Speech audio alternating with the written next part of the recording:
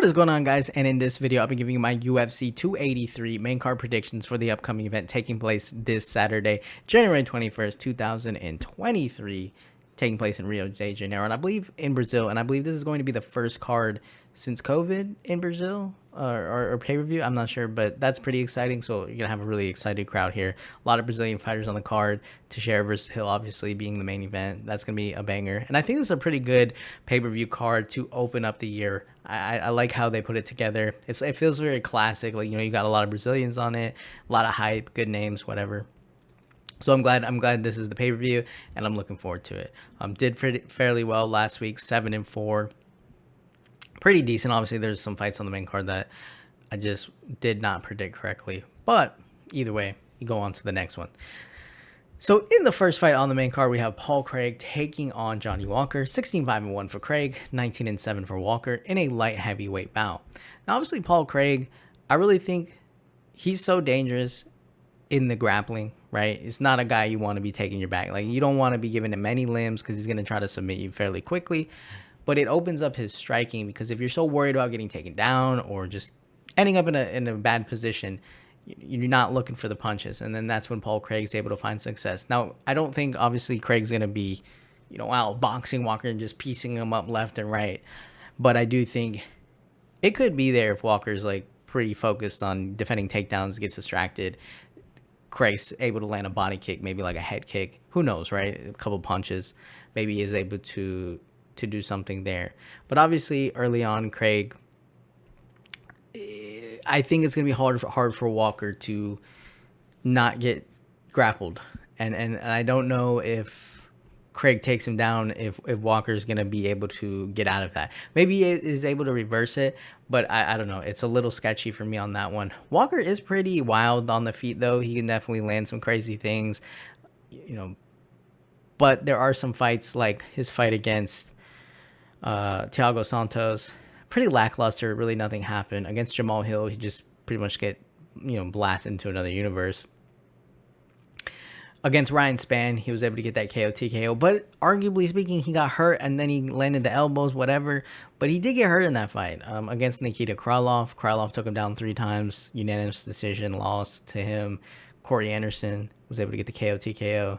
So early on, he's spinning back fist, flying knee, landing elbow, right? Landing these pretty. So he has knockout power, but I'm not so sure if he's not able to do something crazy, is he gonna win a fight, right? Because against Thiago Santos, neither of them did anything to win that fight. It was just kind of like, what are you gonna do now, right? And so I think Paul Craig would be able to take him down. And if Paul Craig takes you down, or even if if you make a bad decision or something, like Walker's trying to take him down, Craig's just gonna get a submission. And obviously for Paul Craig, when he took on Volkan Ozdemir,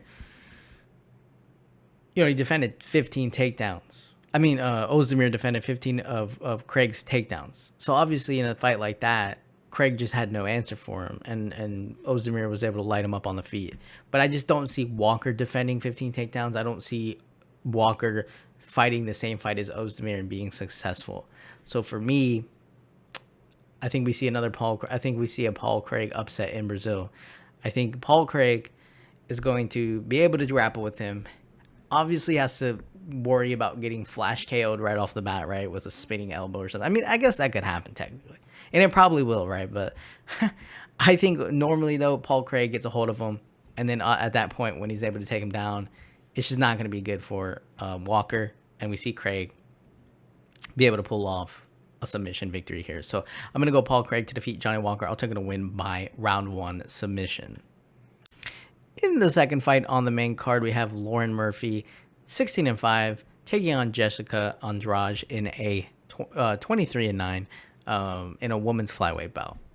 So for this one, Lauren Murphy coming off the win against Miesha Tate, outstruck her, was able to get 2 takedowns. But not to shit on everyone, not to sound like I'm just immediately coming with a reason why she's not gonna win, but Miesha Tate, I just felt did not look good in that fight at all. Really, I think she probably would have been able to beat her when she was before, and then this time she just did not look good in there against Lauren Murphy. With that being said, though, Lauren Murphy went out against Valentina Shevchenko, survived till the 4th round, eventually got finished, pretty much got beat up in that fight, but she was able to at least survive in that one. Before that, split decision over Joanne Wood. A little bit of wins here and there, but again, every time she kind of, Liz Carmouche lost, Sarah McMahon lost, Caitlin Chukagian lost, Shajara Eubanks just got released, but still a loss. And then obviously when she fought Valentina, she lost. So when she kind of takes like a step up in competition, she loses. And some of her striking is very concerning. Like she can land some shots, but then she just leaves her head open. And against someone like Miesha Tate, Miesha Tate's not landing bombs on her opponents. Like she's not knocking people out left and right. So for me, it's like you can get away with that against someone like Miesha Tate, where you leave your chin open a little bit, eat some shots, but you kind of back up, whatever. But against someone like Jéssica Andrade, who is going to, if she fights the way she fought in her last fight against Amanda Lemos, where she kind of took it slow early on, right? She was getting leg kicked. Maybe Murphy looks to land the leg kicks, but Andrade was taking it slow a little bit. She was being patient, not just rushing in there with her chin up and brawling in the pocket, right? She was kind of taking her time, and then obviously she was able to get the submission, standing submission. Very strong fighter who can also land her own takedowns, and I think we might see like that here, where she picks her up, drops her, and then tries to ground and pound. But it is the same thing for Andrade. When she ends up fighting like that next level competition, she loses, right? Zhang Weili, Rose Namajunas, Valentina Shevchenko. Now, granted, she did beat Rose Namajunas brutally. Lost to Joanna Jędrzejczyk back in the day. Raquel Pennington. Marion Reneau. Liz Carmouche in her very first fight inside the UFC. So she's kind of like back and forth. But I still think Andrade, like beating someone like Amanda Lemos. I'm not sure Lauren Murphy beats Amanda Lemos. I'm not sure Lauren Murphy is going to be able to beat even someone like Cynthia Calvillo, right? And she lost against Caitlin Chukagian, who Andrade was able to get the victory over. Significantly, too. Land 4 takedowns. Not takedowns, sorry. Land, where is it? She was able to land 2 takedowns and get a knockdown against Caitlin Chukagian, which she finished. So Andrade is going to go in here and try to rip off her head, I think, and do it in a way where it's pretty dominant. And Lauren Murphy will have to see if she can handle that, or if it's just another one of these fights where it's just a matter of time. Maybe she does survive early on, but unless she's able to, over those 3 rounds, have Andrade, I guess, just beat her up, absorb the shots, and then come back and see if she can try to pull off something late. I'm just not seeing it, man. I think some of these moments where Murphy is exposed, especially with Andrade taking a more tactical approach, Murphy's going to eat some shots, man, and she's going to go down. So maybe she survives that first round because, Andrade's a little bit slower. Maybe she's taking it easy. And then next, in the second round, she comes out and tries to rip off her head. So I'm going to go Jéssica Andrade to defeat Lauren Murphy. I'll take her to win by round 2 KO TKO. In the third fight on the main card, we have Gilbert Burns, 20-5, taking on Neil Magny, 27-10. In a welterweight bout. And this is an interesting fight because we all know Neil Magny, right? He's going to try to... He can go all 3 rounds, right? He can keep up the pace or whatever. And he can grapple and do all that. And still be able to pull off a victory, even if it's like a split decision or a late finish. Like, he can keep this energy. He can get the takedowns. He can grapple. His striking, he does have that length advantage, but I think he still uses it more to obviously get like submissions, right? I think he likes to grapple with people because he can climb all over you, backpack you, latch that rear naked choke in, Darce choke, stuff like that, guillotine choke, and then he's able to get a submission victory. But he knows how to win decisions as well. Now, the one thing with Neil Magny, he's not knocking people out, right? The last KO he has is against Craig White back in 2018 via KO TKO, a knee, right? So he's not finishing guys unless it's like submission or whatever. He's usually getting a decision or losing a decision because he knows just how to pace himself and at the same time he knows how to point fight to get that victory. Now, for someone like Gilbert Burns, obviously we saw Gilbert Burns give Khamzat Chimaev in his last fight one hell of a fight, and he lost via decision. But I mean, there were moments where Burns was doing some, he was definitely he was putting it on Chimaev, and obviously was Chimaev's toughest test, like by far his toughest test. So for Gilbert Burns, what is he good at? Well, he's also good at grappling. Now, he's not diving in for takedowns, right? But at the same time, he can hold his own on the ground, obviously, with his ground skills. And it's something maybe Magny might not want to do so quickly, because you don't want to get caught with something, right? You don't want to underestimate Burns' skills on the floor and even in the grappling. The only concern I have here is just that cardio, right? If Burns comes out a little bit too hot and he's just trying to drop bombs on him, obviously Magny, if he survives, he can kind of just pace himself through the decision and then pull off a decision. Maybe it's a split decision, but he still wins, right? So that's a little iffy. I do think Burns, though, Burns lost against Kamaru Usman, but he did wobble him a couple times. So he's given the top level competition like one hell of a fight. And yeah, he is nasty. It's not a guy you want to... Gilbert Burns is not a guy you want to be kind of like backed up against the fence. And that's where I think Neil Magny isn't going to have success, is if Burns is able to cut off the octagon, get in his face, and just start trying to...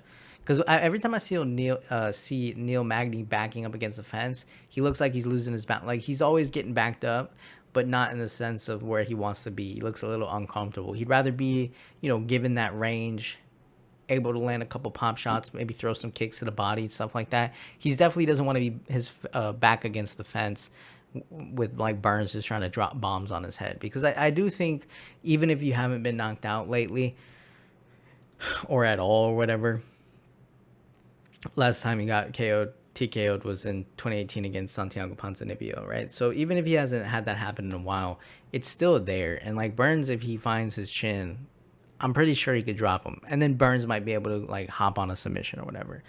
Or like, I know Neil Magny is the decision guy, but at the same time, Magny's not going to win a decision if he's backing up against the fence or if he's not able to get the grappling going, right? And it's kind of... Burns is landing the heavier shots, so he's doing more damage, right? And it's frustrating Magny. He doesn't really have anything to give him. And then we see Gilbert Burns being able to, and we don't also know, like, who knows if Burns is able to like kind of out grapple Neil Magny. Like, we don't know that technically. I think a lot of people think probably Magny might win via decision. Or maybe not. Like, maybe people are banking on Burns winning.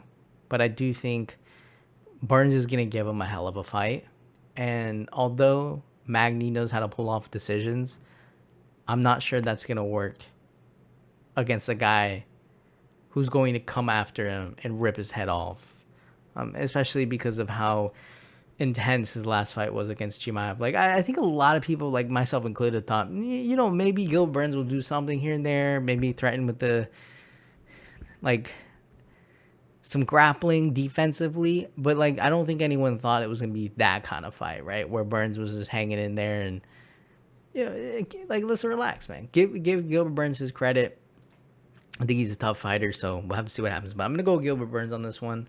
I actually think he's going to defeat Neil Magny. I'll take him to win via decision. In the fourth fight on the main card, we have Deiveson Figueiredo, 21-2-1, taking on Brandon Moreno, 20-6-2 for the Flyweight title. This will be the fourth time these guys have fought each other. Obviously, the first fight going to a draw. Moreno landing 4 takedowns in that one. But it's still very close, right? Deiveson Figueiredo landing 2 takedowns. Very good fight. Then the second fight, Deiveson Figueiredo got submitted by Brandon Moreno. And he honestly looked a little bit off in that fight, but regardless, Brandon Moreno was able to capitalize, pull off the submission.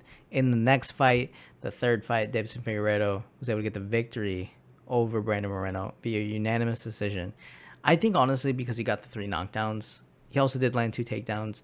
He got outstruck, but he did land the knockdowns. or he was accredited the knockdowns. That's not to say he never got hurt, but he was credited those 3 knockdowns. And so when you look at something like this and they're going to fight for a 4th time, that'd be the first fight where they fight for a 4th time. It's kind of wild because it's hard to just go out on a limb and be like, Brandon Moreno's going to just destroy him or Figueiredo's going to destroy him. And that might happen, but I don't see like they haven't fought 3 times. I mean, I guess the fight wouldn't be happening if they fought 3 times, and it was obviously pretty obvious. It's just been so random, I think, these fights, and so it's like it's hard to predict what's going to happen because each one is a little bit different than the other. And it's weird because you see Brandon Moreno take on Kai Kara-France, right? And he lands the kick to his body or whatever, and it's the round 3. And you look at Kai Kara-France, who was kind of on a roll, right? It was like, oh shit, this could be the next guy. And then he fights Brandon Moreno and he gets crushed or whatever. So Brandon Moreno is still holding his own against top level guys, whereas Figueiredo's been fighting the same dude since 2020. And so I almost think because Moreno was able to go in there against someone different and someone who is also on a roll, I think that's going to benefit him because it just shows that like he's capable of obviously being at the top regardless if he beats Deiveson Figueiredo. Like he can still be at the top. And so and just getting a different taste of another opponent that's at that same level and not only winning the fight but getting the finish that he got. I just think it's going to be a confidence booster for him. I think he's probably learned a lot, whereas Figueiredo, he's going to go in there and he's like fighting this guy again. But then that guy also went out and got a little bit of experience against someone else. So I don't know. It's you're just at that point, you're looking for straws, right? You're just trying to figure out how is this fight going to go different. It's very close. I think Figueiredo, he hits very hard. He can obviously land takedowns.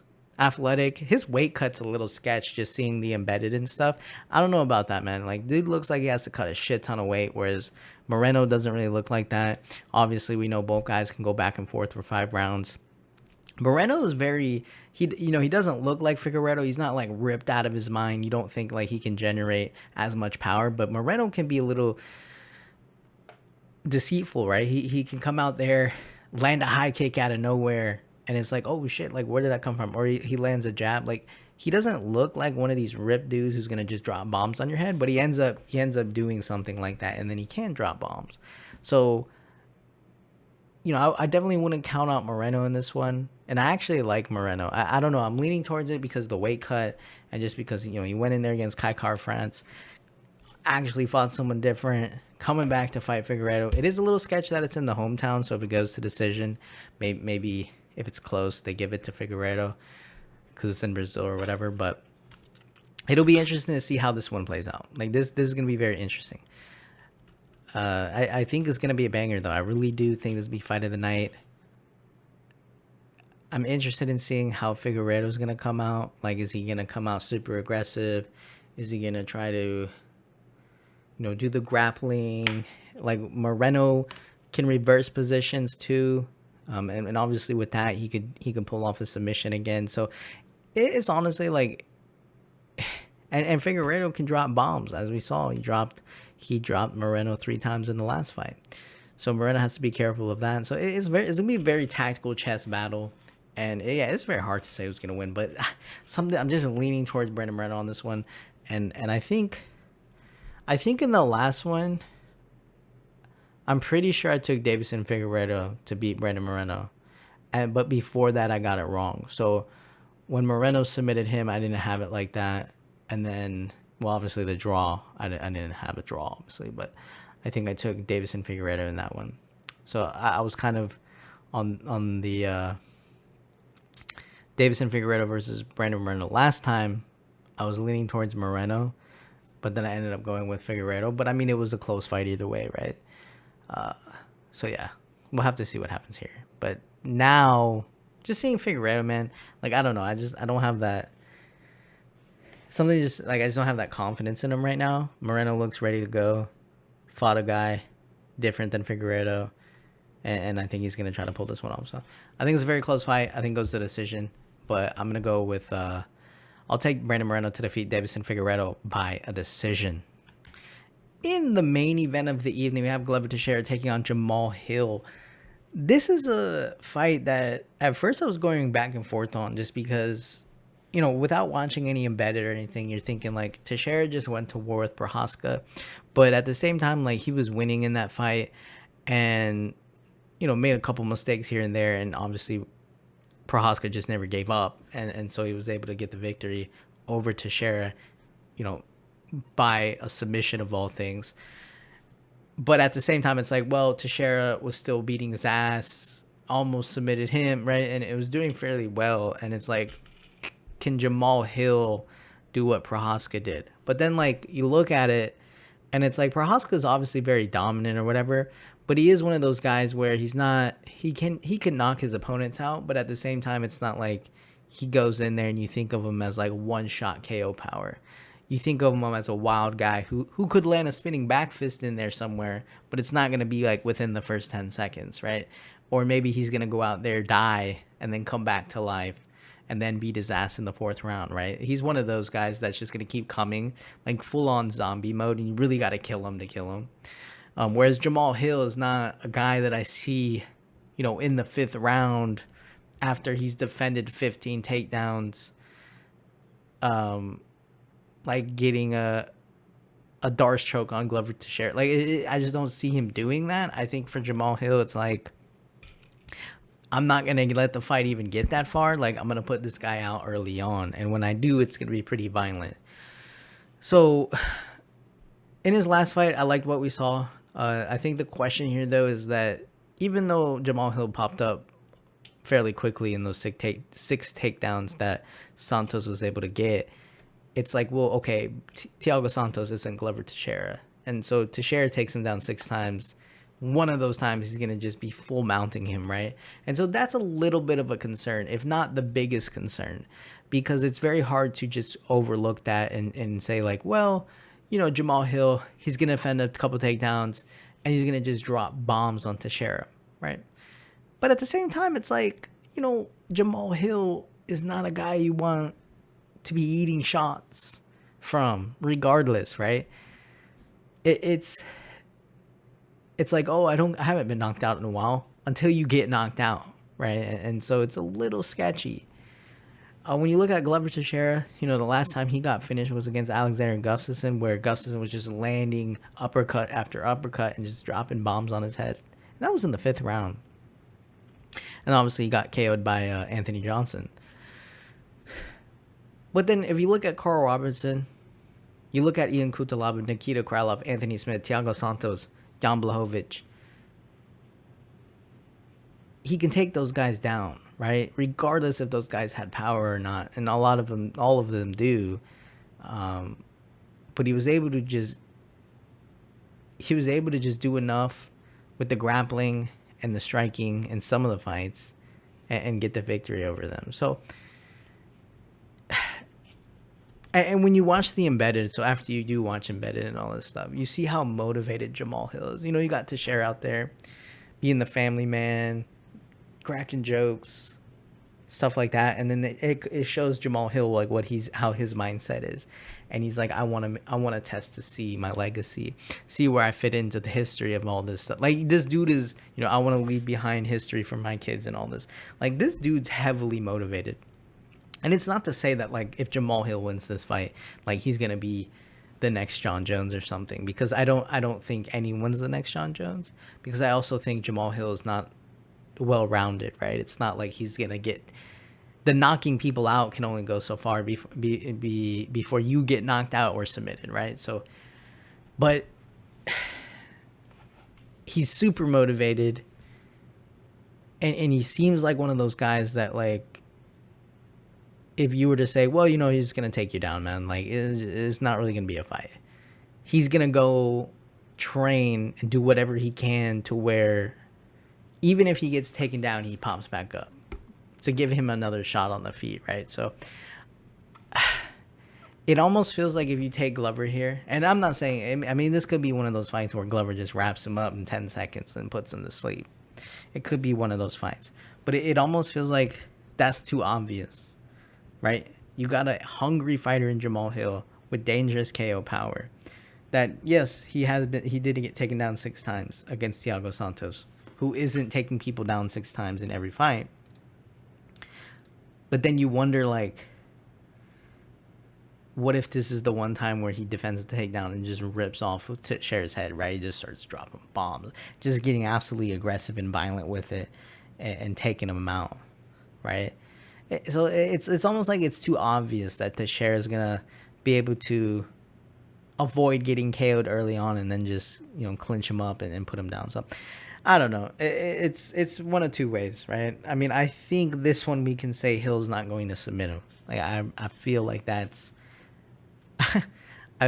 pretty factual. Now, as far as I guess maybe Teixeira knocking him out, that I don't see happening either, just because I think if Teixeira's in that range to where he's trying to land some of his own shots, like Hill's gonna kill him, and that's just not smart.